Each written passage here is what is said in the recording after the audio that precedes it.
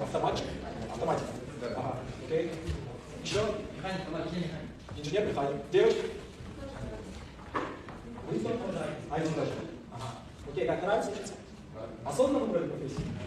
Да. Или просто поступали туда, где было так? Все, окей, ладно.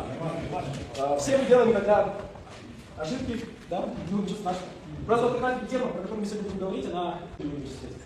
А знаете, почему это связано? И почему это вступили? Потому что они себя ассоциируют с этим университетом. Я уверен, что многие из вас, но это не в обиду, это просто факт.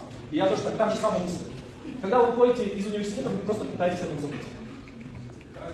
А когда вы выпуститесь из университета, вы вообще просто реально забудете о нем, и не будете никак на него влиять, никак участвовать, иногда даже скрывать, что вы закончили этот университет. У нас нет вот важных вещей, мы не ассоциируем себя с университетом, с городом, с страной, с обществом. Мы пытаемся от этого убежать, мы не решаем проблемы и убегаем. И очень часто это все всегда связано с коммуникацией, взаимодействием с людьми. Мы не умеем общаться, да, мы видим кучу сейчас роликов в автобусах. Молодежь там со стариками спорят, не знаю, там, матами друг друга кроют, да, выступают в другом месте и так далее. У нас куча там проблем в магазинах, в сфере обслуживания, когда приходят, там, специально нуждают, что-то делают. Это вот все отсутствие коммуникации, отсутствие взаимодействия. Мы всегда должны понимать, что все люди, и каждый из нас может оказаться как да, в состоянии жертвы, так и в состоянии агрессора. Но есть да, вещи, которые нам позволяют находить оптимальные решения. Дипломат, да? Дипломатия — это как раз про коммуникацию, умение договариваться, умение решать проблемы, не переходя на какую-то радикальную меру. То же самое будет в вашей будущей профессии.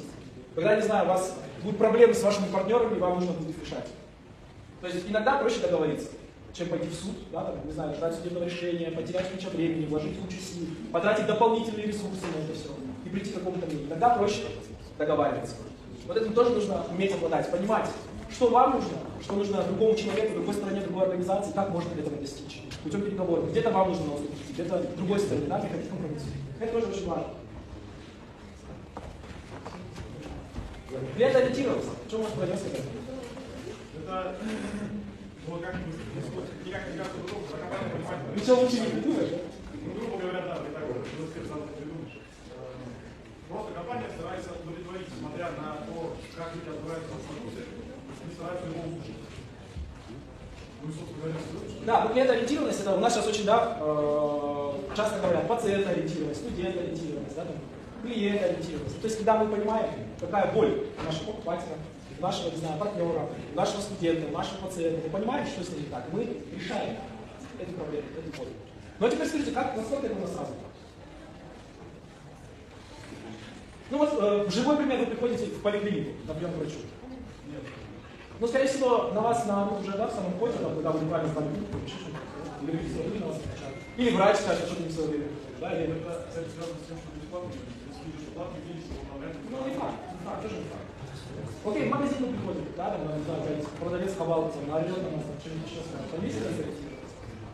А какие-нибудь успешные, скажите, организации, которые хорошо развивают это? Ну, из вашего личного опыта. С чем вы сталкиваетесь, что вы можете сказать, блин, они классно, они о нас заботятся, не знаю. Компания Супак. Супак? А в чем заключается? Приходит мои товары. Ну, грубо говоря. Скидки дают бонусы. Развивать лояльность. Да. А еще какие? Самое главное, сами вот эти кассы. Клиентоориентированность. Да, полностью. Все, что ваше что угодно может быть.